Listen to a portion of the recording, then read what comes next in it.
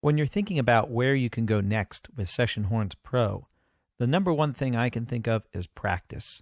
This is an instrument that really requires practice to get the most out of it. You've got to practice getting a feel for the velocity threshold when you're playing live.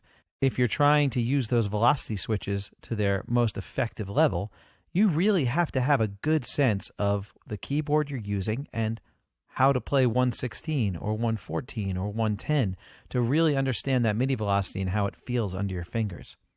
You'll also need to practice playing and making those key switches. If you're going to use that live, learning how to program your keyboard so that it's hitting those notes for you rather than having to use the mouse and click on the screen. Because most keyboards don't have access to C-2 on their key bed. You may have to find a way to program your MIDI controller so that one of those drum pads that you may not be using can actually be a key switch for you. Also, you'll want to get a feel for the voicing assistant and how it splits up the voices. As we heard, it can produce some unexpected results if you're not really careful with it, but if you are careful with it, it can produce incredibly realistic results.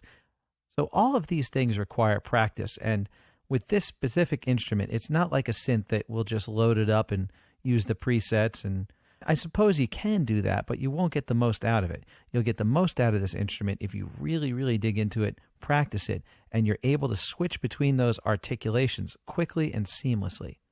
I hope you've enjoyed this tutorial. I'm Matt Vanacoro, and hopefully I'll hear some of your music down the road.